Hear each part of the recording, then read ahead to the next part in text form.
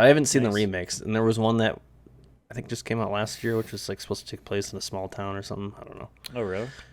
something like that. Hmm. Interesting. The Texas Man. I don't know. That's what they call him.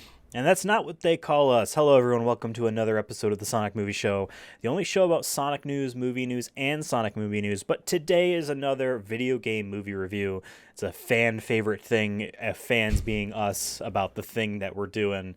We like doing these video game movie reviews. My name is Ethan, and with me here to review Persona 3, the movie number 2, Midsummer Night's Dream, is Devin. Fuck! I don't have my quote. Why don't I always do this? I forget to like actually put quotations around it, and I'm looking at my notes. Give me a second. Where is it? Fuck. It's not any. It doesn't help that it was also everything is in Japanese. So, at any rate, it is now summer. I don't know if someone said that or not. Yeah, I don't think anyone said that. You usually have a quote for everything. I know. I'm disappointed. Well, you sent me a watch out, he's got some strange moves. There it is. Okay, perfect. Watch out, he's got some We're strange good. moves. Folks, false alarm. I know we were at red alert there for a second. We thought the Sonic Movie Show was going to break at the seams, but we got it. We've been doing that since day one, and I'd hate to stop the podcast now because of that. So I don't remember why I even started, like, I told you to. I'm 90% sure. I said if I'm going to be introing them, you need to have I wonder what the first quote was. We could go back and listen. I'm sure the first 100 episodes are unlistenable for us, but I mean, the best one's always been, and I think I've said it before, which is, "Hey, nice cock," because that was clearly not a real one. But I really caught you off guard with that one. That was the first lie. I was like, no, not a real one. Today we are talking about the second in the Persona 3 movie quadrilogy called Persona 3, the movie number 2, Midsummer Night's Dream. Nights being the on a horsey night, not just regular night. It's a night. Exactly. Based on the 2006 PlayStation 2 video game Persona 3. This is the just second chunk of that game told in movie form. This was released in 2014. It's a nice hour and a half plus 3 minutes long, which I appreciate. Especially that always gets doing this in four movies. For us, that's always a huge way to sell us on the movie. Unless it's really fucking good, you know what I mean? You don't need it to be that long, I don't think. Shorter the better. For most video games. We reviewed the first one of these movies. If you haven't listened to that episode, I haven't listened to it either besides when we recorded it, so I don't remember what my opinions were back then. But this was like a year ago we reviewed that first movie. So now a year later we're doing the second one. I will say, because we usually talk about our experiences with the video game that's about, I guess we'll just kind of reiterate, nothing's changed really since then, but no. I'll begin. I've played a quarter of Persona 3, which was covered by the first movie. So all this was new to me. I've played maybe half of Persona 4, played a little bit of Persona 1 on PSP, and that was it. They're a series that are too long for their own good, in my opinion. I feel like the gameplay and the actual day-to-day high school stuff, they get in the way of each other. Sometimes I don't want to do one, but I feel like I have to in order to really get everything out of the game. Right. Especially if you're following a walkthrough or something like that, you know what I mean? So they've always been too long for me, and I go back and forth on whether or not I actually like the Japanese high school type of anime tropes that is just inevitable, even though there's trying to be some sort of realistic way in which kids think and the problems they have. But that's kind of it for me. I will say, however, earlier this year, I restarted Persona 3 because they brought Persona 3 Portable, the PSP game, to modern platforms for the first time. So that was the version I'd played back in the day on Vita, and now I'm replaying again on PS4. I did not get as far as I did back then, so I'm still not in uncharted territory. But yeah, that's me. Have you secretly been squirreling away Persona 3 gameplay time that I'm not aware of? Just the way you said, yeah, that's me. Just like, I don't know. I feel like everything you just said could be like a Tinder profile that says, yeah, that's me. Oh, that's the saddest dating profile. Yeah, I like that's Persona, my brain... but like I haven't played them all that much. Yeah. Yeah. Anyway, but it's like specifically like a Tinder for just Persona fans. You're like, oh, he's I like the noob. Idea instead that like that's like the Alcohol Anonymous, like everyone's in a circle, but they're like anime addicts, and like, oh, this is the poser. He's just into Persona, but he's downplaying how much he actually enjoys it because he's barely he has played any thousands of hours. That liar. For me,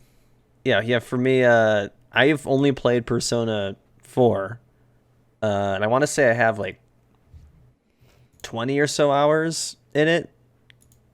Maybe less. I don't remember. I mean, I feel like I played a lot of it. But I kind of agree with you that like I really liked the game. I was surprised by how much I liked it. Like I actually wind up liking like the high school shit more than like the combat and the kind of grinding part of the game. Like I was like, no, I want to like do more mystery solving with my friends, or I want to pick and choose like, oh, am I doing homework today? Am I getting a job?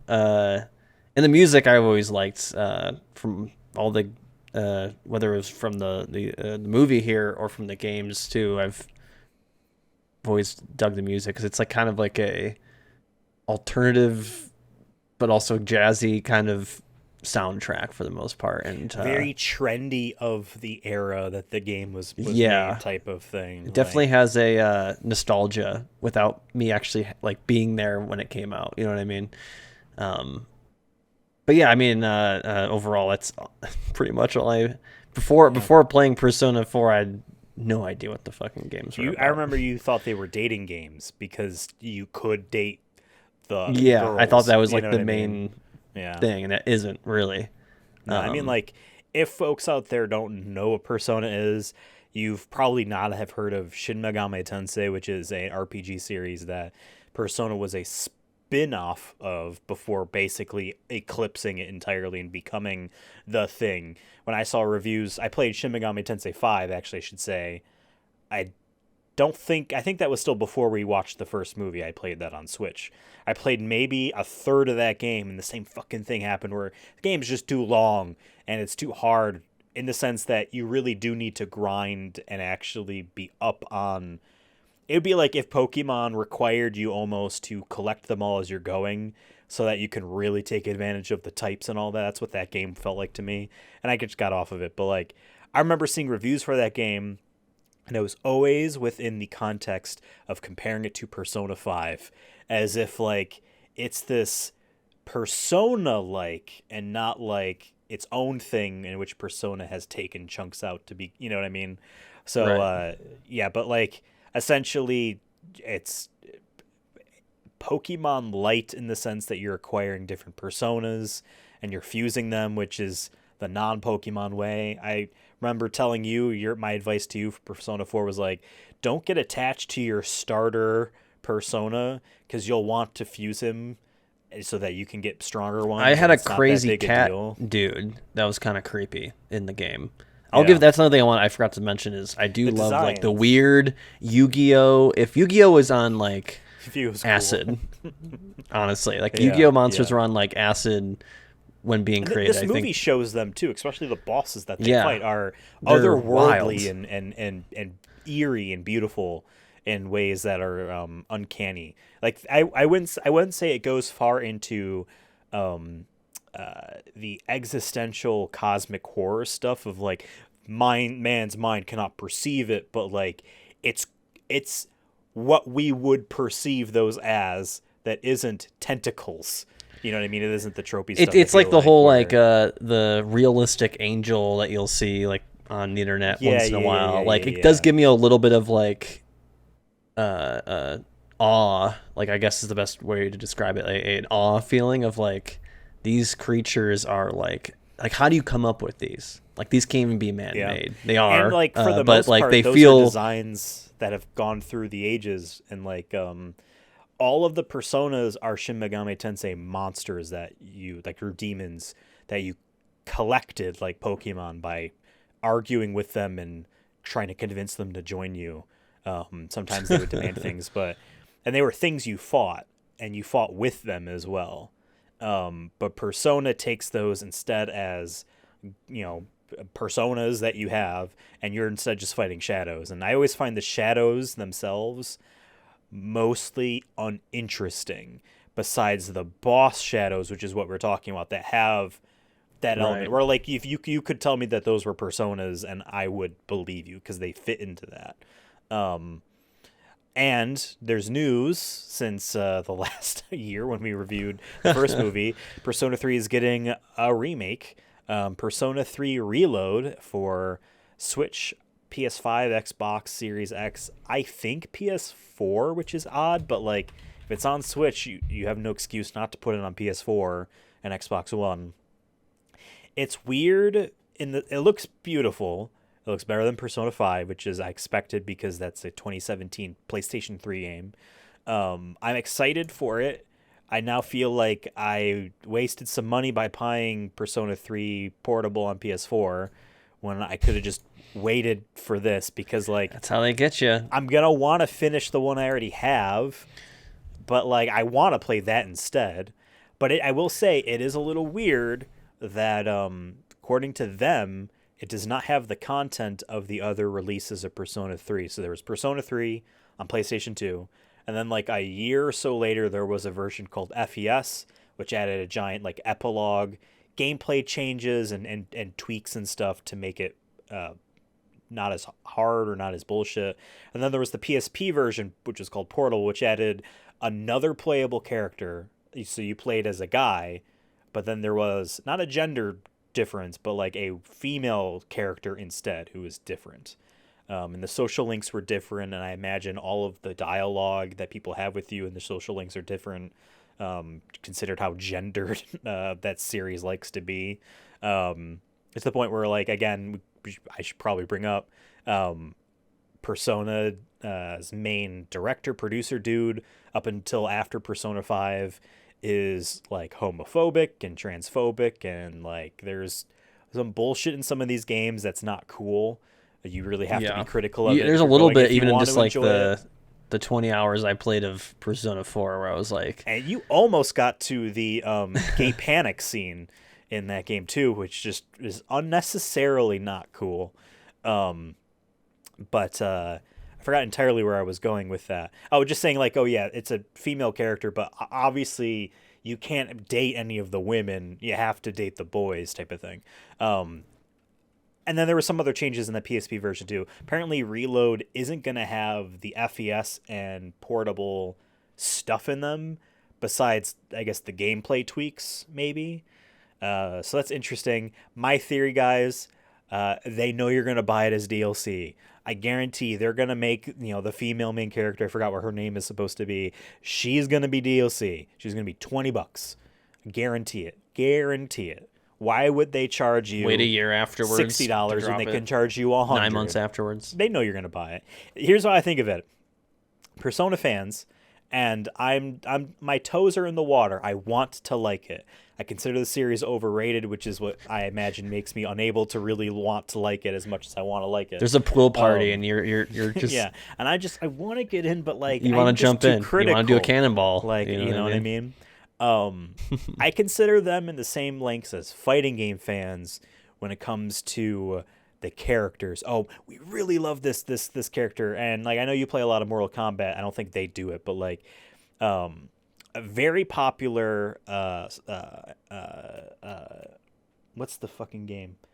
Guilty Gear character is this pink-haired samurai lady with one eye, and she's one arm, and she has the largest breasts of anyone ever, and she's just so cool, and she's been DLC for the past 2 versions of Guilty Gear because they know you'll buy it because you want her. So why would they put her in the base game? So I think some of these companies think about DLC as like, well, the $60 game is $80 for our hardcore fans because they will want to buy, the PSP version stuff in it. But we'll see how that is. I imagine we will continue these other movies in the years to come. So, hey, we get updates as we go through. Our opinions on the game changes, I guess, as more stuff comes out. But that is all of, I guess. Well, I'll say after that, we'll see. Maybe my opinions have changed a little bit based off this movie. I'm curious. So actually, why don't we try to, before we go in and talk about the second movie, kind of maybe remember bits of the first movie and what we thought of it. I think I remember that my opinions of it, I said it was pretty good for what it was. I wish it was better. I remember thinking that, the main character in any of these Persona games is supposed to be a guy with a personality, but, like, he's also mainly just supposed to be a surrogate for you. So, like, when I played that game and the guy doesn't talk, I don't really think of it as he's mute or uncaring or anything like that. I think of it more of like, well, it's supposed to be just people just bounce stuff off of him, and it's a video game, so we're kind of just going with, I think of like Link, in Legend of Zelda, like there's a stream of consciousness. My inner thoughts become kind of what I imagine he would be saying. Same thing with this guy. So I did find it weird that, like, this guy, and I never beat Persona 3, and I know there was extra story stuff beyond that game and other things. So I don't know if, like, he is, in the context of the game, supposed to be, like, just very apathetic and bored and not a loser, but, like, he can't help himself uninterested. Of just being uninterested, like, which is a very cool, trendy. He's just doing it because there's nothing else to do. Yeah. But he wouldn't say no to helping his friends, or anything like that. Right. I found that off-putting, to be honest. I think this movie does more with that to make me actually like him more. But he's supposed to be a surrogate, you know what I mean? So, like, I get it. Like, honestly, it would have been bold, but I would be very interested if instead this movie did not have him in it at all. And it was just about the characters that people actually like because you see them. And I even think about this too, because you played Persona 4 a bit. Like, you're talking to someone and, like, you have the little figures are in the game world, right? There's a guy here and then there's, the guy there, and they're talking to each other. But, and it's voice acted for the most part. And as the person who's talking to you is speaking, the text speech bubble pops up at the bottom, and a giant character portrait of the person's right there looking at you, the player. Yeah. You know what I mean? Like, so, like, again, like, they're talking to you, Devin, Baltimore Ravens, almost said Eagles, fan number 1 over there. You know what I mean? You want to sit and eat the weird meats things with Chie. Like, she's not talking to this guy in front. You know what I mean? Like, that's your chess piece. I think that's really it. Like, I was like, okay, well, it's slow. It's how it's written and how the game works too. It's hard to put that into a movie where you don't have necessarily control over actions of the main character. So it's tough to, like, have that same idea and then merge it into that to a different medium, really. Because, it's like when you're talking to the characters, the writing is in a style and the art direction is in a style that what you have in your head as you're talking to them and thinking about it, it's well written to where, like, oh, I am talking with them without anything actually being on screen, like you said. Yeah. It's like I said, it's like a stream of consciousness with each character. Yeah. When you're streaming it or something, you say out loud what you're thinking, right? But if you're playing that, like, on an airplane or something on Switch or whatever, let's say, like, you're just going through the game like any other game. It's like Link, like you said, where you're just doing actions without necessary. You add your own maybe lore in your head as you're going. Yeah, me as a I don't know, 6-year-old kid playing Ocarina of Time on the Nintendo 64, never thought that Link did not speak. It just never occurred to me because, like, he was me, and what I was thinking of the situation is what he was thinking of the situation. You know what I mean? So yeah. What was, if you could recall, your opinions on that first Persona 3 movie, especially because, again, you never played that game and you played a bit of Persona 4, but you didn't know any of the story at all. Do you remember what your opinions were on that first one? I mean, the big thing I remember in that was being a little caught off guard with like the self-harm to summon Persona thing was a little off-putting. I didn't know yet. And even after watching this, I'm still like, I don't know if I think that's not necessarily cool or like, I can let it pass. I don't know. Like, it's weird. I don't know how to feel about it because it's like, but then I kind of get what they're like. We'll get into like what I think this movie's kind of about, or at least one of the themes of it. But yeah, I remember they fought in a train and the train was moving or was going to crash or something to that effect. I remember that pretty vividly. I remember, every like midnight or whatever is the dark hour and all the shadows come out. I always thought the shadow world was cool. There's like coffins and stuff. Like people turn into coffins, basically. I always thought that was cool. And yeah, I like the monster design. I remember there was a big final battle at the end, and I forget who got hurt, but someone got hurt or something, and then someone had to step up, or he stepped up, or main character stepped up. I don't remember the exact like the exact battle, how it happened, but I know they won, but barely. Forever, and it was like we're all down, but not. But we're all just down, but we're gonna try and we fail. But I just remember it going on and on and on. And the one girl was in the ball to be protected because she really can't fight, if I remember correctly, or that was a thing. Right. But yeah, that's all I really remember from the first one. I remember generally being kind of like, it was fine. Like I wasn't like... You were lower on it than I was. Because I didn't play it or didn't have maybe other contexts. I like the art style, and I love the like I said, like some of the different like creatures and stuff. But like plot-wise, I was kind of like, yeah, I can see how this might be more fun as a game and not as a movie. Yeah. Okay. Well, let's talk about the movie that we're actually talking about now, as we are, I don't know how many, half an hour into this episode, just about, maybe 20 minutes or so. You're 1/3 through the movie.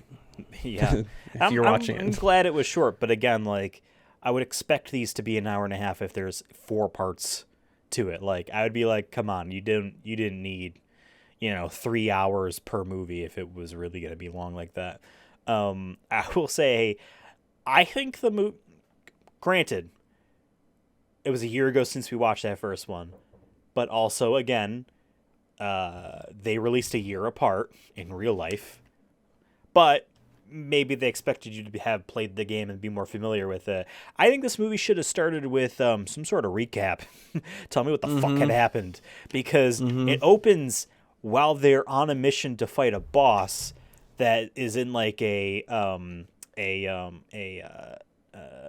one of those sex hotels that they have in Japan. I don't know if I forgot what the fuck. I didn't even pick up on Love that. hotels. I think that's what's supposed to be, because maybe I remember that. No, Ethan. It started with a shower scene, and I had to like double check to make sure I was watching the real movie. And I'm like, did I watch the porn version instead? Well, that's what I'm pretty sure it was. The boss fight was in a hotel like that. And I remember maybe you're under the spell. So, but I'm like, is this a dream? Like, what's going on? Are we going to cut into, this has been happening to me in my life, or one of those types of, this is my world. Hi, this is how did I get here? Yeah. You want to know? The thing every animated movie seems to do is, I saw a tweet that was like, my name is Jack, and these are my friends, Carrie, Smiley, and Bobby, or whatever. Because like kids really do need a character to tell you who they are as a person, and blop them right into the situation that they're in. Otherwise, they don't give a shit.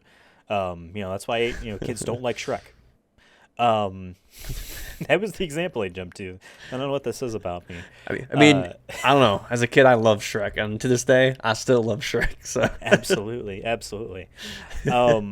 think this movie should have started with a recap, because it was just like some time had passed, and they're just doing more boss fight missions. Oh my gosh!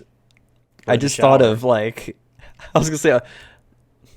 Imagine you're a mom and you have like your 13-year-old son who's like, maybe you did see the first one with him, and there was a little bit of objectification of women in that, and then you get the first like 15 minutes of this film.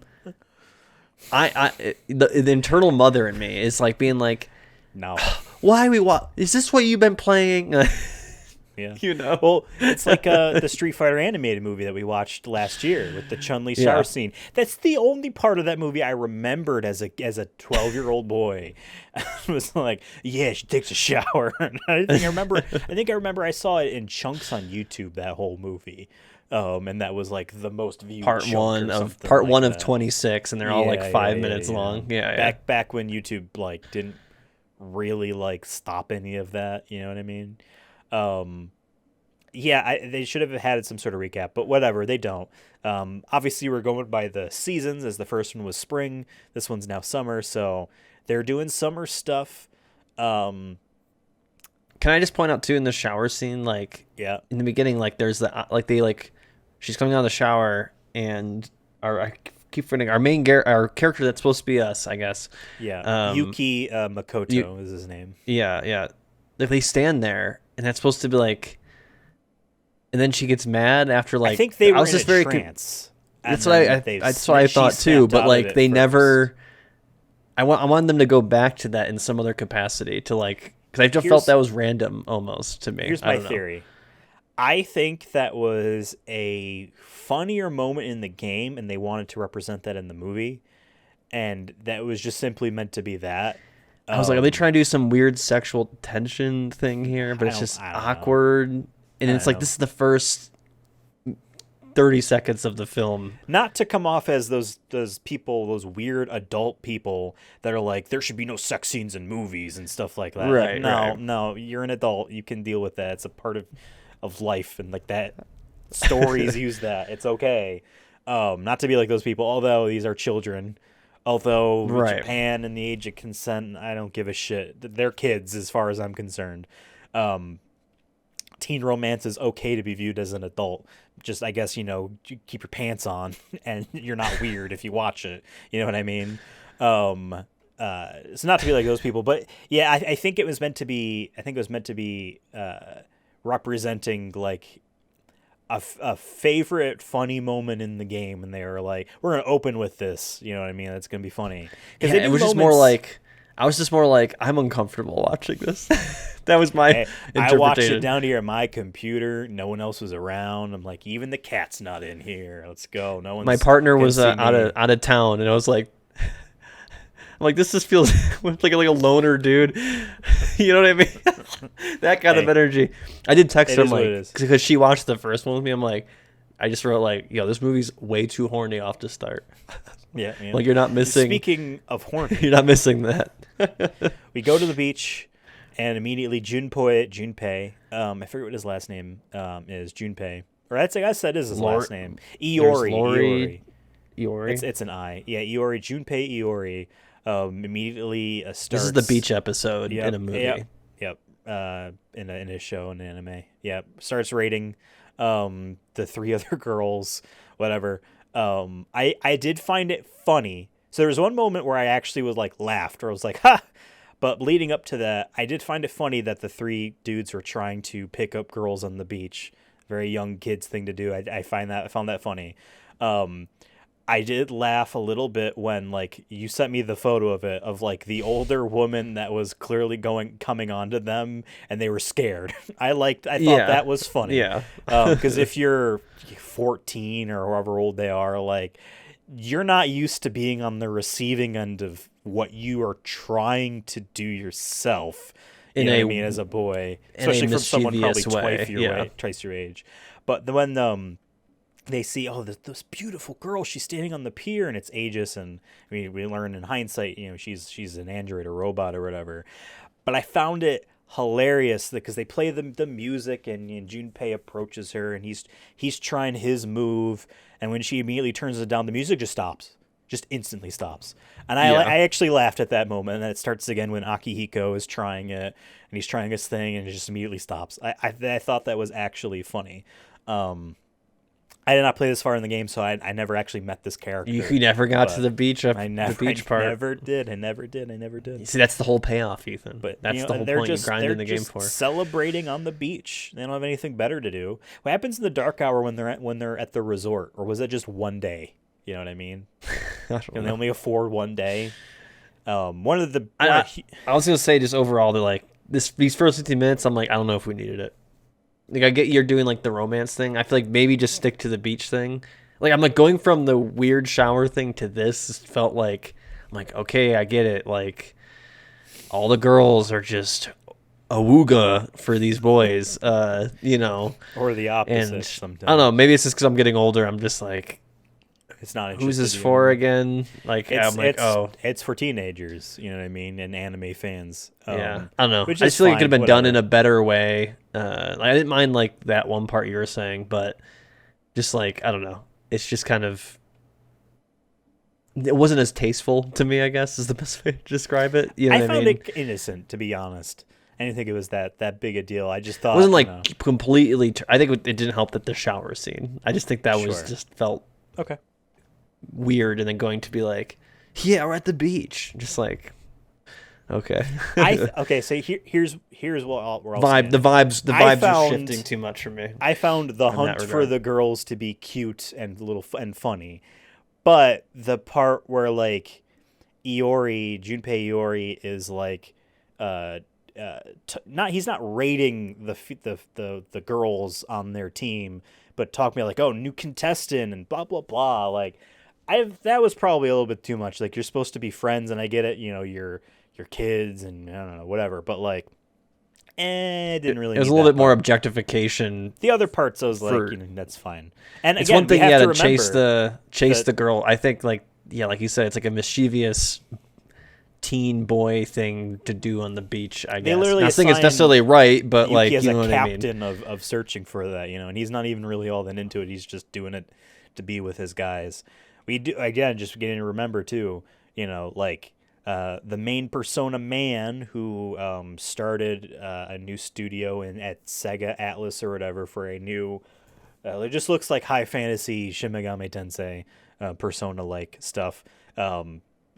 He, if we wanted to be fair and actually now, you know, have Akihiko, for instance, within the same light, he would find that gay and terrible and it shouldn't be in there type of thing. You know what I mean? So like, just one of those things where it's like, you just see what you see and then you move on, I guess, you know, whatever. Yeah. It's a series that I think it's okay to just take the things you like out of it. I don't think it's hurt too many people. You know what I mean? So it's one of those, like you see with some movies where like there are some really not okay things in here within the context of the time, I guess. Like the movie Without a Paddle. Know it within going in. You know what I mean? I never seen that movie. What is it? Oh, it was this 2004 movie. I remember the actor from Shaggy is in it. It's like three dudes get lost in the woods in like Montana or something, and like they stumble upon like a weed farm, and it's just like stoner humor. Oh. Of course it'd be the dude from Shaggy. You had to be there. The Shaggy guy from the Scooby-Doo. I forget the actor's name, but apologies. I just remember watching that movie, even as a kid, being like, wow, he looks like Shaggy. They got a guy that looks like Shaggy. Typecasted the shit out of Shaggy there, for sure. Yeah, 100%. Yeah, and then I guess Mitsuru, I forget what her last name was or her first name. Hey, here's my stupid American. I always have to second guess the names that they keep saying, which is the first and which is the last, because obviously it's a different culture and they're reversed, and you refer to people you don't really know all that well by their last name, at their family name, etc. So I keep forgetting, and you know, if you're at a higher station or if you're a year older, you're senpai type of thing. If you're a senpai, you get to call the people below you by their first name, type of thing. But I don't know. It's a little weird, but it's not weird. I don't mean to say it like that. It's not what I'm used to, is what I mean to say. So I forget whose first name is last name or whatever. But She's Rich, which is another anime trope of there's always the extremely smart and beautiful and leader type of woman or man, very strong-willed, dependent man who is extremely rich. The family is extremely rich, and she is. So money buys you wisdom, I guess, or whatever. Yeah. Well, I think they look at it as like, you have a lot of responsibility type of thing. Like you need to live up. Like, I've been playing a game called Final Fantasy 16. This is the third Final Fantasy, besides, I guess, the 14 MMO, which I never played. So if you count 13, 15, and 16, it's the third game in a row that deals with fate. And I find it interesting how 15 was, oh yeah, you're born a prince. That's a lot of responsibility. Your fate, and the woe is me fate stuff on that. But like 13 was a fate of like, we are cursed to be pawns, and 16 is I'm a slave type of thing. And so I think the Japanese mindset of like being born with responsibility and stuff like outweighs all of the benefits you get from being not poor. Hey, if you're, I was gonna say, if you're rich, you must be smart. Oh, of course. Because I mean, it's a meritocracy. How else did you get there? Clearly, you did the math problem right, and you were the sperm that won, and you didn't end up somewhere else. That analogy doesn't work. Built different. Exactly. Built different. It's legit. Built different. Elon Musk, built different, I guess. He is built different. In the manor, we reveal a bunch of things. Mitsuru's father has an eye patch. Rad. I would love the fact that if they just never say, because I feel like in animes and stuff, like, he got his eye patch from the defining moment in his life when the experiment went wrong. Like, it's one of those. I would love if they just don't say anything. Like, bro just has an eye patch. He went rock climbing and fell or something. I don't know. Who gives a shit? He was born without an eye. Whatever. That's honestly even cooler. You're legitimately born a Cyclops. I forget what, like, not Congrats. Professor. You. It's not a boy or it's a girl. It's a Cyclops. It's a Cyclops. Or in the Yellow Submarine animated thing Beatles did, I think that's a Cyclops. No, it has two eyes. Oh, it's a Bicyclops. It's a joke because it has two eyes. That was my Ringo voice. I'm sorry. Sound just like him. Yeah, thank you. I forget who he's not a professor, but like the director, the adult man that lives in the dorm that like kind of runs their operation. He's there too. Yeah. I guess he works for the Mitsuru family or whatever. Kutsuragi, maybe that's the name. There's that bombshell. I have half the names up on a Wikipedia screen, but there's a lot of them. Yeah. So I don't remember. Then there is the fact that what's her name? Brown-haired girl wears pink. Oh my God. I know you're talking about Yukari. I think they said in that first movie, her dad worked for Mitsuru's family's company, and he's dead. And Nepo we get baby. to see. I don't think she's a nepo baby, but Mitsuru is. That's for sure. Did I show you? Fuck it. We're going tangent here. There is a show about nepo babies, where it is a bunch of yeah. You tweeted me about it. Yeah, like it's just like Tom Hanks' second cousin or whatever or something like that. The show is like one of those like Bachelor type of, I think, where the presentation wise is like Love Island. It's a reality show. They're doing that stuff, but like you have to guess who this other person's celebrity relative is, and like that's what they're there for. Is to literally be nepo babies. Like the only reason why you're here. Yeah. So I'd be so bad at that just because, like, I always even when we're doing this show, I've said it multiple times, I can never remember character names or actor names, and I'm like, he's in the thing. I've seen him like in 8 different things, and I don't remember his name. So like that'd be me on that show. I'd be like, you're the son of the guy who's in Blade. I would love if, and not the main guy, but this guy. You know, it'd be something like that. I'd be like, what? Does that count? I don't know. I might do this for the thumbnail. I might not. Just take a screen grab of that show and put Mitsuru as one of the people on there. She's one of the nepo babies. So we get Yukari's father was doing the experiment, and the Dark Hour, it came about from a time machine type of thing that failed or whatever, which seems like you should just not do it. You should never make a time machine. And then Aegis is there, and she's like, I'm a robot and I fight shadows. I liked her her like gun fingers, legitimately. Very Astro Boy, right? Very. Yeah. Yeah. Unapologetically robot. You know what I mean? Yeah. She ain't no 2B. You know what I mean? She ain't no 9S. Yeah, trying to be human or like half. Yeah. No, I'm a robot. I never beat the game, so I don't know what her story is. I would hope she becomes more human. More robot. But one of the big. It's okay to be a robot. You know what I mean? It's okay. This is for the robot listeners out there. And if in 2070 we have to be a robot, we have AI babies or whatever, and they all grow up. Please, it's not their fault. You know what I mean? Computer, and we'll make a robot baby, an AI baby, and you can name it whatever you want. But they're all gonna be depressed because they'll be like, I don't want to exist. You get to name the child whatever you want, but there is a giant like hash code that's the identifier. Oh my! It's like a Discord username, or like Xbox Live or something like that. Or like, my name is XXX Lizard King. XXX. No, you're actually a 28-digit number. Sorry, I'm ZXW. Yeah, it's just a bunch of. You're when an iPhone tries to force a password on you. You know what I mean? You're one of those things. I hate that shit so much because it's not even remotely like rememberable. They want you to save it in their thing, and they want you to keep your iPhone.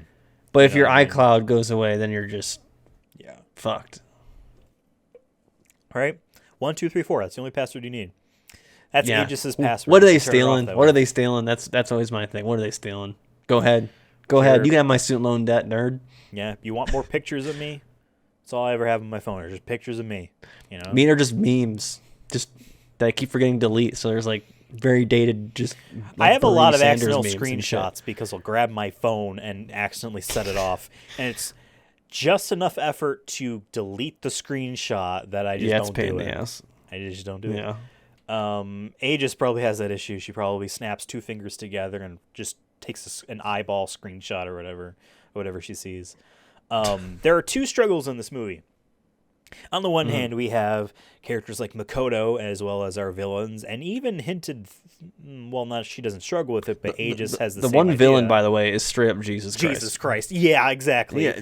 But weird. Like the like slum Jesus Christ. You know what I mean? Like, I guess to be fair, Jesus Christ is poor. He has a band around his head. Like, come on. But like, I just like that he lives in this dark, like, I shouldn't even call it a slum. It's just like grungy.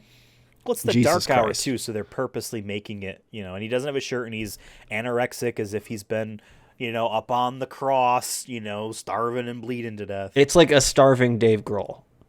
I don't know who that is. Foo Fighters. Nirvana. Oh, okay. You know who he is. Okay. You know who he is. You've seen him. Yeah. Seems like a good guy, but he kind of has that Jesus Christ vibe to him. You know what I mean? Don't we all? What I was going on is that like those guys, those villains, as well as Makoto or Yuki Makoto, our main character, and it's hinted at through Aegis as well, even though she doesn't maybe not think about it. Once this is all gone, then we're not special anymore, and I think Yuki is thinking for some reason he won't have friends anymore if afterwards. Well, this is where the theme I think comes in, where like especially with like the coffins and all this. And this stems from the first movie as well.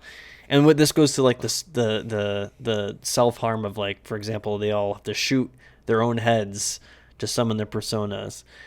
And the dark hour is, I think, supposed to be like, afterlife to a degree. And they keep mentioning like, well, if this goes away, I have nothing to live for, all this. So it's like this weird, like, they're all like depressed or have some sort of like that kind of like alienated life. So they're like, yeah, this is the only thing that keeps us going. Like, this is my only, and they can enter both the living and the quote unquote dead world. And I think there's like something there to talk about with the whole self-harm thing. Like I said, I don't know if I dig it or not. I keep going back and forth. I'm like, this is kind of interesting. I guess it depends on the payoff. Maybe it's a little bit more too blunt, like too forward with it, like in terms of like the actual actions. Like it's kind of messed up to be showing maybe children who are watching this to point guns at their heads. Just that alone. We even cut later to one of the other villain girls. She's been slicing her hand with a box cutter. Yeah, that's what I'm talking about. Like that's direct self-harm. You know what I mean? Yeah. I'm saying this. You could wave away the evokers to the head as it's just cool. You know what I mean? But like that was. I just think with that and this, and then there's this like they keep talking about like, yeah, like you're my only friends, and we'll even be friends after this.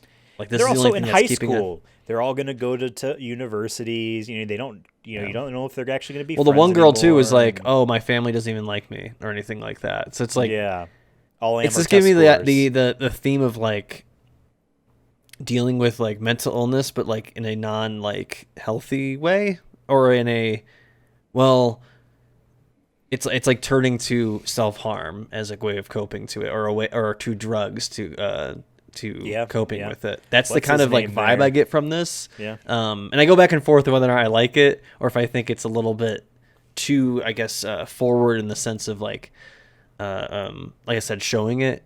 Maybe they could have showed it in a different way, I guess. I don't know what that. I'm not an artist or anything like that, so that's, I can't be too critical. But I don't know. I go back and forth whether or not like, is this, I guess, not helpful, but just is this correct? I guess like, is this morally like that's where my question is. Like, yeah, okay, we want to talk about maybe if that's one of the themes we want to talk about, which is, hey, mental health and like, that like some people deal with self-harm so far. Maybe like we'll see more in the other movies, and if you played the games, maybe it tries to say like, hey, there's these other like there's talk to your family, like talking about mental health and all that, like we've seen in other animes and movies and all that. I just feel like this is so far it's been like, man, this is kind of depressing, and that's it. Which is, I get it though. I don't know. There's other things I like that are like that. We'll see how it pays off. Like we'll see if I'm conflicted is the best way to describe they go with it.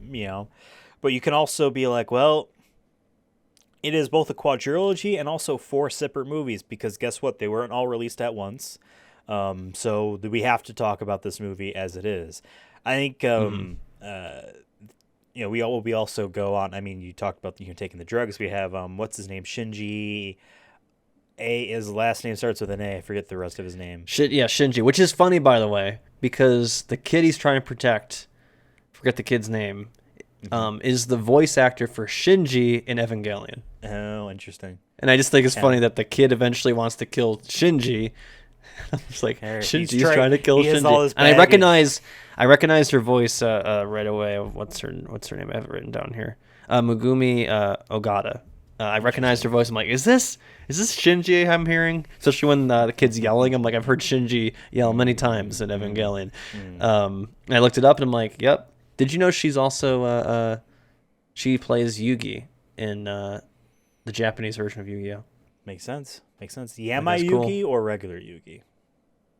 I think dark Yugi. Adult, taller, teen Yugi. Yeah. The mature one from the ancient Egyptian realm or shadow realm or whatever. Back in the day, I thought Yu-Gi-Oh cards were from Egypt. That like it was an Egyptian culture thing, and not just whatever the weeb equivalent of Japanese people being into Egyptian mythology. You know what I mean? Just like how Castlevania is the same thing with Transylvania. Shadow Realm was hell in Japanese, which is I find very funny. These kids were gambling on going to hell. Yeah, but we have Shinji there. I mean, he takes a drug to get rid of the pain, but it will kill him. That's literally the side effect, is that he'll die. And then we have Ken, who his mother died due to Shinji. And then there's also there's a dog, Kumataro, Kurotaro, whatever his name is. That kind of... The dog's the only one, I think, that doesn't have any sort of, like, mental health issues. He's just the dog. They didn't even let that dog shoot himself. You know what I mean? He just howls, I think, right? And he releases his Cerberus. Yeah, I'm like, maybe y'all need to figure that out, because I'm just saying, just in case you're holding the wrong thing. Yeah. A real gun. Oh my God. They don't even realize it. Yeah.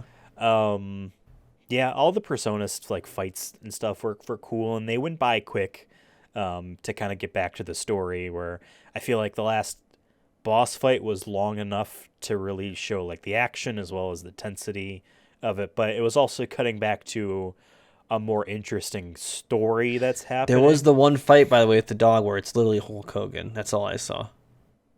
The one like big dude, like that's Hulk Hogan, 100% inspired. Kind of dreads. I mean, it's a muscle man, so yes, 100%. Maybe a little bit of Randy Savage in there with the lengthiness of him, but 100%.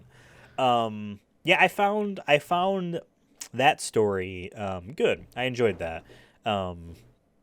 I felt like the ex machina that Shinji, when Shinji comes in and saves them from the poison gas room and the tank, I felt that was good. Because, like, on the one hand, you could be like, oh, they were just saved, whatever, by someone else randomly came in. But they built... that's a positive I have for this movie is I think it's easy to just have that be an ex machina.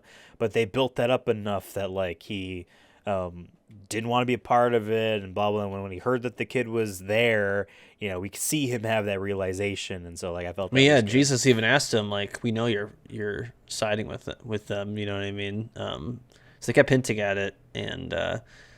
kind of left it up for interpretation, like not interpretation, but just guessing. At one point, I was like, is he with them? I mean, he is. He's hanging out with them, but like I thought maybe he was doing like a double spy, kind of thing. He's just living his own damn life. He doesn't want to be a part of nobody. Yeah. And he dies. I think. I doubt he comes back.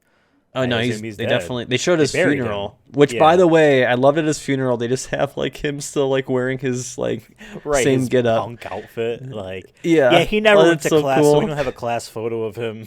So he's just in his long coat and beanie, which is funny. It's just so fun. Like I don't know, like it made me laugh. Like it's supposed to be like a serious kind of moment, and it's just like slow zooming in on just like the most anime, like grungy dude. At his funeral, it's just him wearing a beanie and everything is fantastic. Yep. Yeah, I mean... It's like if Master Chief died in Halo, and it's like... They would probably just put, like, the soldier up there, right? They're like, no, he's going to be in his armor and everything. Like, just imagining like that. Same thing. Did you know, in the original Halo, it ends and he takes his helmet off, but the camera pans down so you don't see his head? They didn't show his face until like the 5th one, I think. Yeah. I don't know when they did, but if in Halo 1 in like PC or whatever, if you hack the camera so that you can actually see and not have it tilt down, it's just a smaller Master Chief helmet underneath. That's fantastic. It's just like a small head. Yeah. Of like, hey, we actually don't know what he looks like, so this is a lot easier. I think it was the 5th one, and I remember people being kind of disappointed because the whole point was supposed to be like, you could be under there. You know what I mean? And it's like, nope, just another white guy. Aren't they also supposed to be extremely tall? Like, they've been stretched and all that stuff, right? Like, he's not a regular they're like person. half cyborg or something, yeah. I think they literally, like, are, like, 8 feet tall. Or something crazy like that. Like they're genetically enhanced or something like that. I don't know. And he's in love with an AI, Cortana. Hey, we will all be in 50 years. We're talking about the AI babies. Someone's got to fall in love with them. I mean, and have more AI babies. Freaking Windows 10 and Windows 11 have Cortana on here. That's what they call that. Cortana. Really? That's what you name? I mean, I guess it's more original than like Amazon Alexa. There are people named Alexa. No one's named Siri. That's why that works. There are probably babies in the world, in like to maybe up to 5-year-olds. Oh my God, Cortana. There is, some guarantee. He's like, Cortana. I was playing so much Halo 3 when you came into my life. And I had to name you Cortana. I heard the hymns as I held you in my arms. I wonder if any white weebs in America are brave enough to name people like after like Persona people. You know what I mean? Your name is Junpei. Like what? We know there's enough humans on this planet, and with everything else in this world, there's got to be one. That's always my thing. Anytime you think of something like that, it's always like there's got to be one person out there. Well, I mean, Game of Thrones, there's a lot of Jon there's so many out there. So many Targaryens in the Khaleesi out there. And yep. And I even think Jon Snow. I mean, like, the main dude in Final Fantasy 16 is named Clive. That's a normal-ish name. That's probably rare. I guarantee there's going to be people There's some cool like, character like names Clive. in Game of Thrones where I'm like, those names are cool though, not going to lie. But it's the famous ones. I can't, but I wouldn't be able to do it. I wouldn't be able to name. I'd be like, no, and then people are just going to meme on them. Their names, I think, are cool, but guess where I got them from? Video games. So, like, I don't really feel like doing that. You know what I mean? That's why you got to just use like just use a name generator. Don't use a name generator for your child. Let fate decide. Do not use a name generator for your child. Use like a Wu-Tang name generator. That's how. What's your Wu-Tang rapper name? That's how Donald Glover got his rap name. He used a Wu-Tang generator, which I thought was interesting. Maybe that's why it's not a good name. Got him. Got that man. He's got more money than me. That's all that matters in the world. Anyway, yeah, the movie kind of just... As you were saying, Samus. Thank you. Oh, okay, thank you, Kratos. Or Atreus.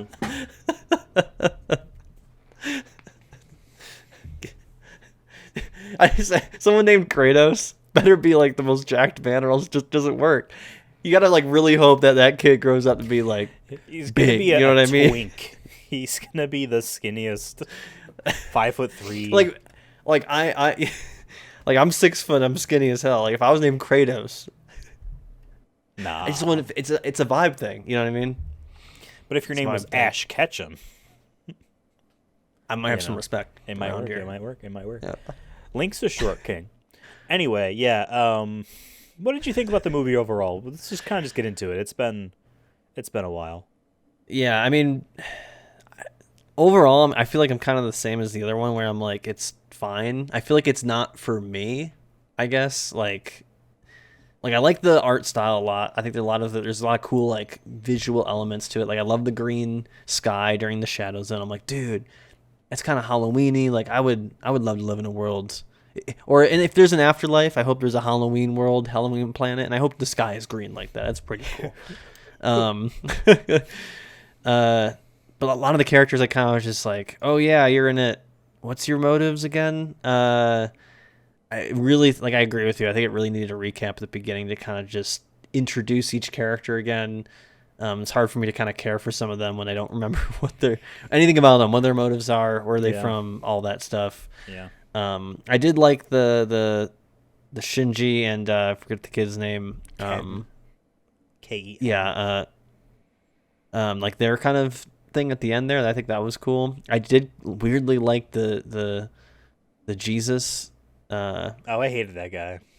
He's just weird to me, so I think that was kind of cool. I like my weird characters like that. But overall, I don't know. It wasn't like being like, okay, this is getting interesting, or like I can't wait for more. I was kind of just like, it's fine. You know, I don't know if I'd watch this outside of our show. You know, granted, like I said, I've only played Persona 4, so I don't know.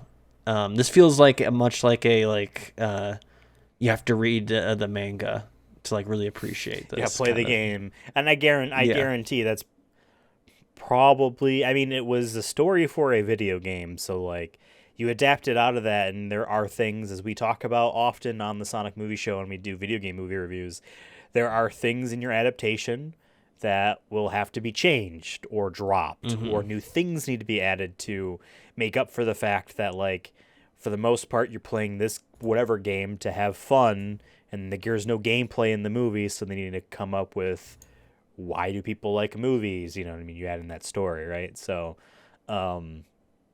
I'd say for me, I like it more than the last one, because I feel like there's actual tension and drama, and there is a struggle that some characters are going through, and one of them literally basically go through an entire character's arc, with Shinji there up until his death.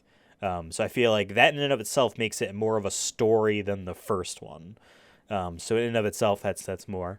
I feel like the action pacing was a lot better this one, whereas if I remember correctly, the first one felt like it was some of those fights, especially that last boss fight, dragged on too long. Yeah. And that last boss fight in that first and it wasn't movie, like anything too crazy. It was just kind of like... It was a lot of just the same. sword. Yeah. And like the conceit, or maybe that's not the word. I don't know. I don't really know any words. The thing in that last movie, that previous movie, towards the end of it, he just needed to believe in himself. It was just one of those very basic, you gotta have the strength, push gotta yourself have hope. through. Faith. Whereas this one, Jesus. It wasn't even really about the fight itself. It was about the other thing that was happening, and I think that makes it much better. Besides, the movie takes for granted the fact that it is based off a video game with beloved characters that are used to having played 100 hours of time talking with those characters and whatnot. It takes for granted all of that and doesn't really do a lot to really show us why a lot of these characters are likable, if that is the goal, to make them likable. Granted, it is a second movie, but in of itself on this one, it really tries to do the summer stuff as well as some of the stuff. It also bleeds into October, which is not summer, by the way. In Japan, their seasons are different than us. To be fair, it's their summer, not ours.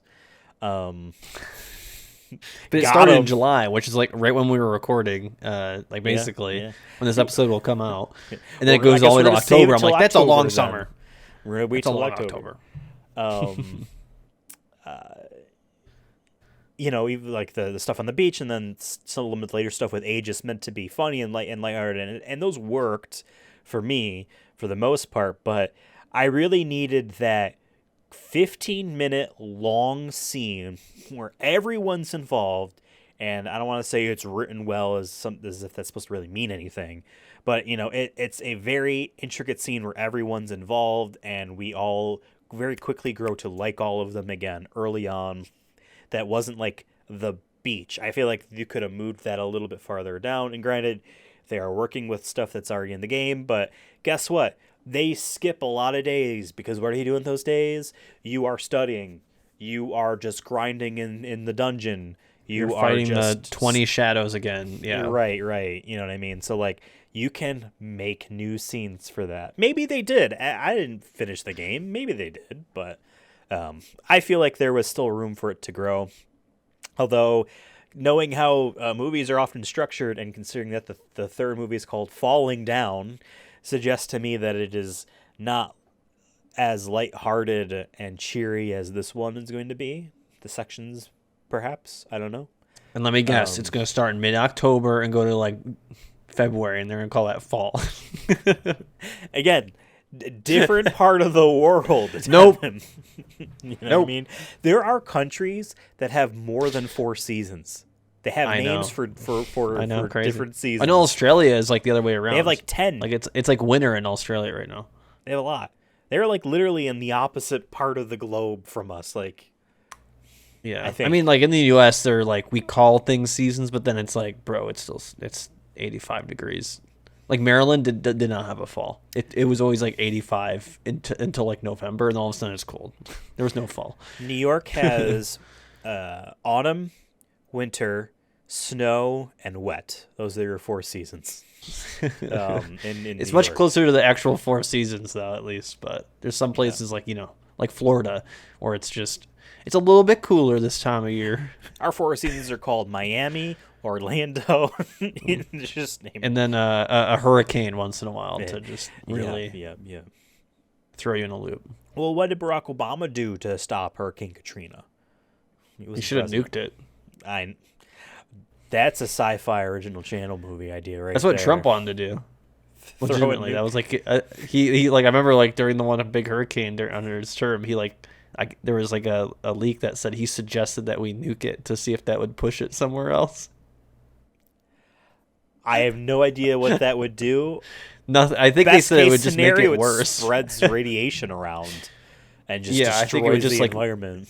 Yeah, it'd be like a radioactive hurricane. It would just make it worse. You just destroy Florida. You'd have it'd be raining radioactivity, I'm sure, and shit like that. That's how I feel actually Teenage Mutant Ninja Turtles would be made, is something like that. Right. In any case, hey, we watched Persona 3, the movie number 2, Midsummer Night's Dream. I do like the title, by the way. I do like a long title. That's so goofy to me. I love long titles. You know that. That's my jam. Because if they actually showed in American theaters, they'd be cut off. So it would just say Persona 3. Honestly, yeah. Especially if it's They're like we're one not a ready to year, know that. like, whatever.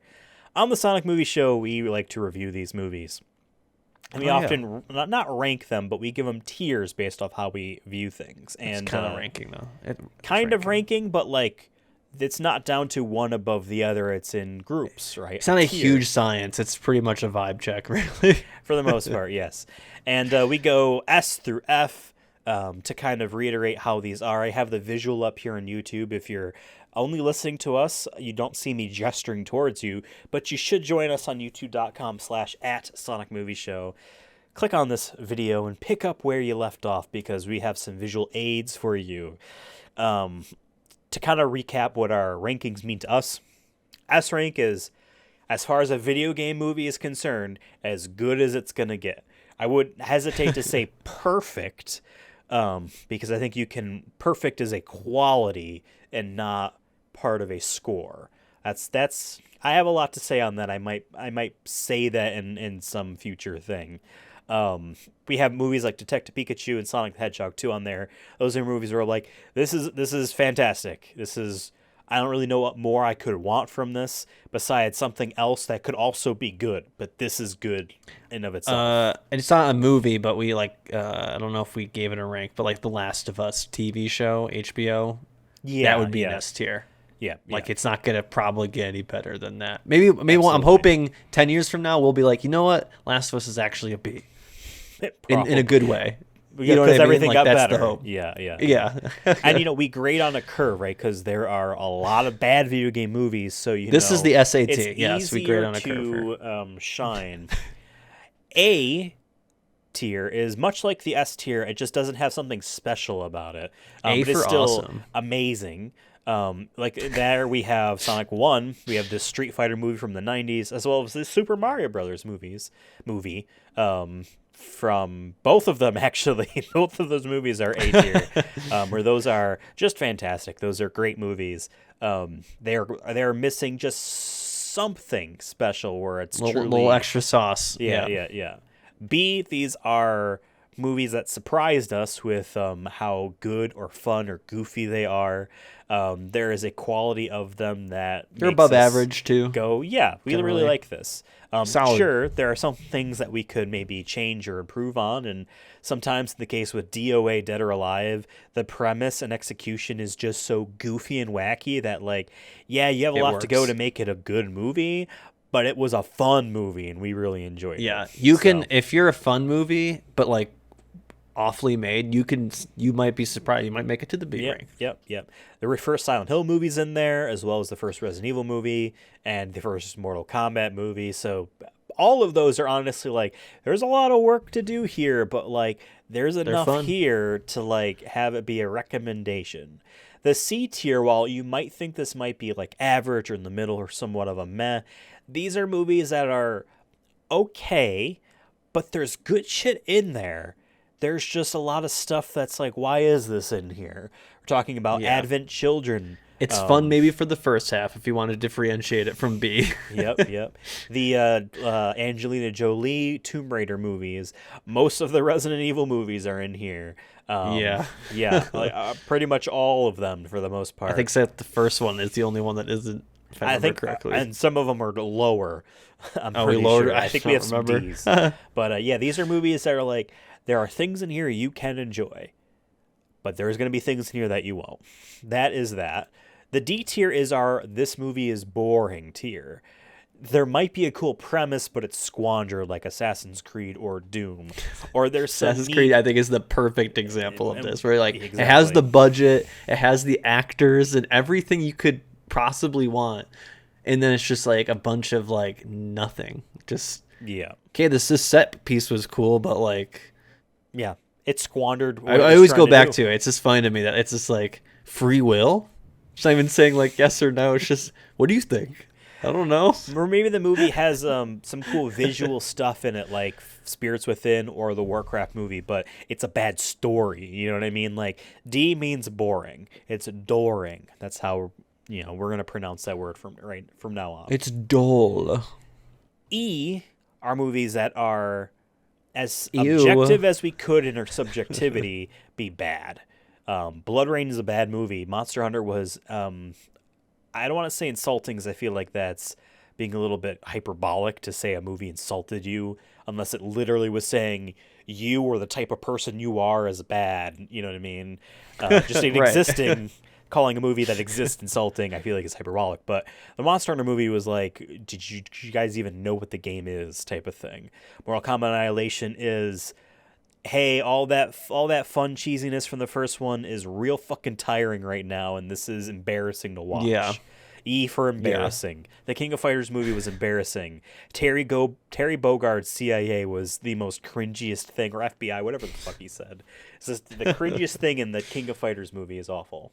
And then F stands for legitimately insulting. Fascist. Probably. We don't really think many other movies are ever going to reach F, but the Postal movie is our only F tier where it's like, you shouldn't have tried. Fucked up. You should not have tried. Now, we put Persona 3, the movie, number 1, Spring of Birth, in D. So we'll keep that into reference here.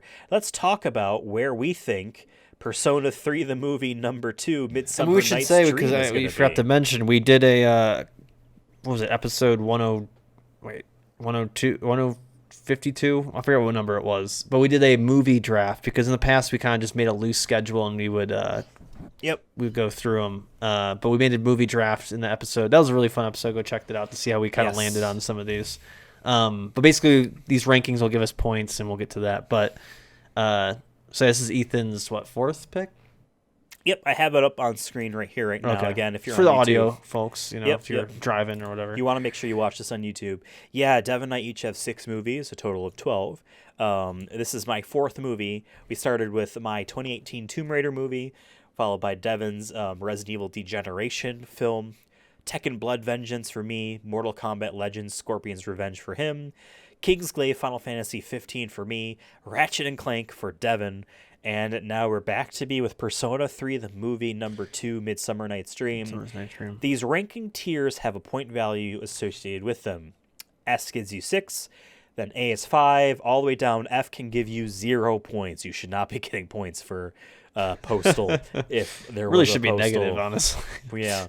It should just go 1 to -10. Yeah. But we have a counterpoint system, which is how you could get negative points for our 2 counter pick movies, Angry Birds and One Chambara, the movie Vortex, when we get to those 2. Because I assume Angry Birds is going to be bad. Devin assumes One Chambara, the movie Vortex, is going to be bad. That's where negative points can come in. I was going to say when I did do that one, I don't remember if I said it, but Persona 3 almost was my counter pick. Almost. Really? But I was like, I have to... just because, I knew we put it at D last time, and I'm like... You're going for the safe bet? I went for the safe bet. One Cherubara, which is I know nothing about it, and we've seen ones where it's a crapshoot. It might be my fear. It might be is it's like a dead or alive scenario at best. But I'm hoping that the odds are it's going to be just a stinker, boring film. So probably. At best, it's DOA. At worst, it's Blood Rain. Yeah. For sure. That's the range. Well, that's not what we're talking about right now. We're talking about Persona 3, the movie, number 2. It is my movie, so I will begin. I think it is better than the first movie. I think it is better than a D. However, I cannot, in good conscience, give it higher than a C. I feel like there are things I like in it, but there's just a pacing issue with the movie where I feels like there's just a lot of slow dead time. And I get it's a very character heavy, dialogue heavy anime film. But there's something about it where maybe it's because this whole project is split into 4 movies where we're not getting that whole. If this was a TV show, maybe it would work out a little bit better if it was week to week or something like that. But it's year to year. This is the second movie, and it doesn't do itself enough favors to contextualize it with whatever the overall arc the movie series has, the game story has, in regards to reminding us how the first one was, and I get some of that's on the audience member for not remembering too much of the first movie, but you put this movie out there to be watched. It's on you as well, filmmakers, or animation designers, filmmakers. I don't think it's B, because to me B would be like if there was a lot more cool action scenes that actually were like, wow, that's cool. That's crazy how they animated it. Or if there was like really crazy good performances with the characters. Granted, this movie was in Japanese, so we didn't have the English for us to really tell if they were very impactful. But I could tell that they were anime voice acting, you know what I mean? And that's just, it is what it is. It's its own branch. So I feel like C at best. I don't think I could step down to D, but maybe you'll convince me. What do you think of the movie? Yeah, I mean, like, I was going back and forth between a C or a D. Part of me wishes I listened to our Persona 3, the movie 1. Me too. Whatever it's called. Listen to the episode again to see why we put it at D. Because I don't know if it's the same points as if we're making now. Just to be fair to it. But it's been a year, whatever. And it's on a curve, and things change in a year. Like we've said before. I think that the Shinji and Ken stuff is better than anything I remember from the first movie. And I feel like these characters, I think that's the main character is actually is stating a struggle he has, which I don't really think existed in the first one. That's why I'm putting it up higher, is because there's something there for me to latch on to with my 10 digits. Yeah, I'm glad it was short. I'll say if it was like an hour 45, I think then it's easily a D for me. Just because I don't know, I was a little bored by the end of it, but at least that ending there with Shinji, I think made it kind of interesting. And I did like I said, I like the art of it and whatnot, so at least I could pay attention to that. But didn't really care too much about the plot otherwise. Didn't really care about the beach stuff. Still think the weird shower thing was a weird way to start a movie. That's been a minute. And yeah, I agree there should have been a recap of some capacity. Maybe the third one will have that. But I'm fine putting it, I think, at C. I don't think it's worth fighting on too much. I mean, I could just be like, oh, for the points, I gotta put it in my D. But I don't know. I think it's fine. And I don't think it's just not. I think all my things I have issues with there are just not my personal tastes. And I'm not gonna shit on it for just being something I'm not personally into, personally into. Oh yeah, yeah. So I think if I'm putting it a C, I think it's a little bit better than the first one. Maybe not by much, but hey, if it's a low C, that's fine. Yeah, it's enough to get it into the C. It actually attempts to have a story with character in it. Now that earns me 3 points. However, you might notice our total points down there at the bottom have decimals. I, before this movie, had 11.67 points. Devin had 10.84 points. We are less than a point away before this movie.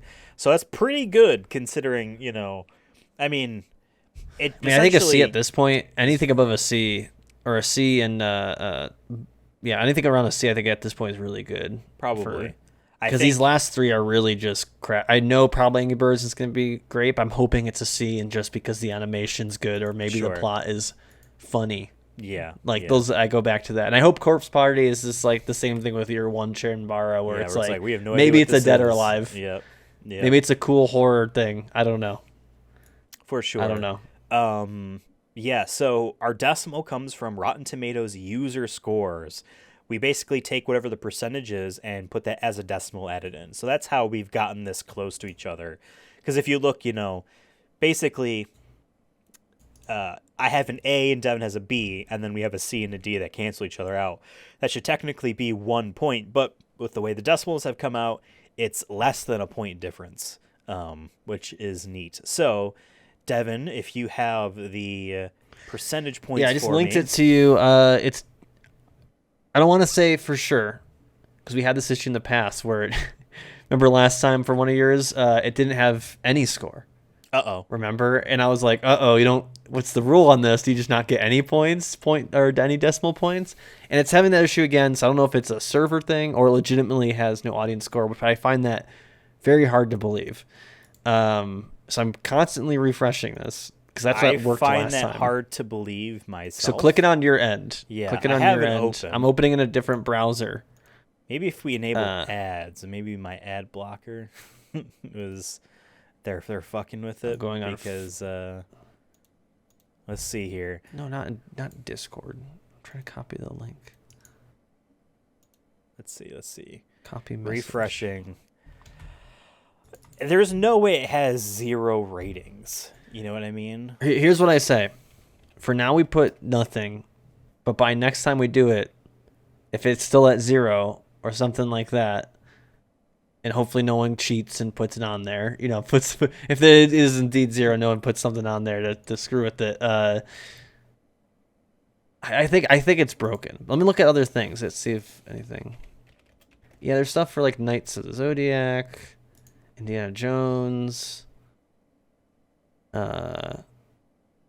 Is the other Persona movie on here? Let me just look up Persona because maybe it's linking to like Persona 3, and I've gotten the others. Because maybe it's just the third one linking doesn't have one. What about the first one? The first one has an audience score of 89%, with it says fewer than 50 ratings. So that popped up.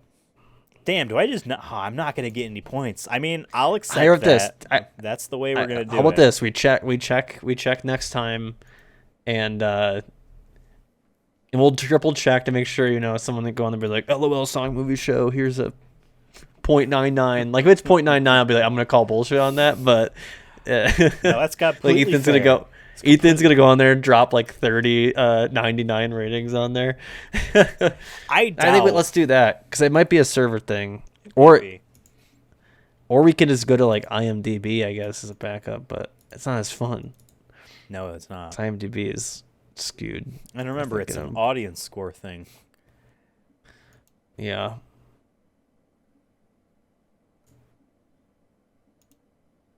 Yeah, I keep refreshing. I try a different browser.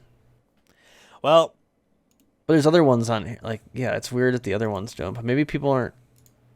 I don't know how many people like actually. I've never rated anything on Rotten Tomatoes, to be fair. So like, yeah, no. Even things I've enjoyed, that I want people to see, I don't go on. At most, I've gone on to like when searching the movie on Google. You know how it like will pop up, be like, how many users liked this? And like, most I've done that where I'm like, yes, I have liked this film. I gotcha. Yeah, well, woe is me. Maybe I'll get some extra decimal points next time we review a movie. We'll take a look. But I mean, if the third one doesn't have one, then I guess it just seems weird to me. Yeah. Like it's an anime game movie. People should be like, "Oh, this is amazing." If the first one has an 89%, you're telling me no one wanted to show up for the second one. It's a fewer than 50, so that could be one for all. I feel like I'm just shocked that there's not. Like even just 2, you know what I mean? Yeah. But maybe Rotten Tomatoes doesn't bring up anything until there's like a certain number. Threshold, maybe. I'm willing to accept 0. I'm willing to accept it. I know we didn't think about if this would happen when we did our thing, but I'm willing to accept it. It's fine. So I just I'm gonna have to be really hard on your movies now, Devin. They're all Fs. Right. No. Next time we review a video game movie, it will be for the animated film. I'm not sure how long it is. Dead Space Downfall. In relation to the Dead Space video games. Horror. Yep, space horror. Yeah, I am cautiously excited for it as a general. At least playing the first game and half of the second, Dead Space fan. As someone who played half of the second and only half of the second and nothing else. I think that it's probably going to be the best of your last remaining movies. It's got to be, man. Yeah, it's got to be. Yeah. If I can squeeze like a B out of that, that'd be huge. That would be clutch for sure, especially because I got a C with Persona 3, but it's fair. Yeah. All right. Well, hey, folks, you out there. Hello. Can you see me right now? Okay, cool. You see me. Actually. My name is Ethan. That was Devin over there. Hey, we do this podcast every week called The Sonic Movie Show. We're on Twitter, Instagram, TikTok, and YouTube at Sonic Movie Show. It's actually up there. Let us know what you thought about this movie, especially in the YouTube comments. Hey, while you're down there in the spot below with the us right here, the comment section, you're typing in there and you're telling us how much you liked Persona 3 the video game, and do you feel that this splitting it up into 4 movies is good for individual movies, or do you not care because you get to see the things you saw in pictures, as a movie? While you're down there, hit that subscribe button, please. Every fucking video on this website has a man, a woman, whoever say, please hit the subscribe button. And maybe you think, yeah, okay, they just want my numerical digit added in. Yes, but it matters more than you think. You know what I mean? Because, hey, you've watched all this, you enjoyed it, and, you only found it because of some weird random thing, right? Well, guess what? The more people hit that subscribe button, the less we have to rely on us randomly being sent to people just like you who we know enjoys this, right? If you don't enjoy this, don't comment that. There's a bell. Feel free to click that if you want. I'm giving you permission to not click it if you don't want, as long as you hit the subscribe button. The choice is yours. The choice is yours, just for the bell. You have to subscribe. Let us know what you thought about Persona 3, the movie number 2, Midsummer Night's Dream. On Twitter, you can follow us there. I'm on Twitter at Ethan Absolutely, and Devin is on Twitter at CursonaFun. Yeah, next week we might be talking Sega. We'll see you next time. I've heard of them. Bye-bye. Yeah, they're around.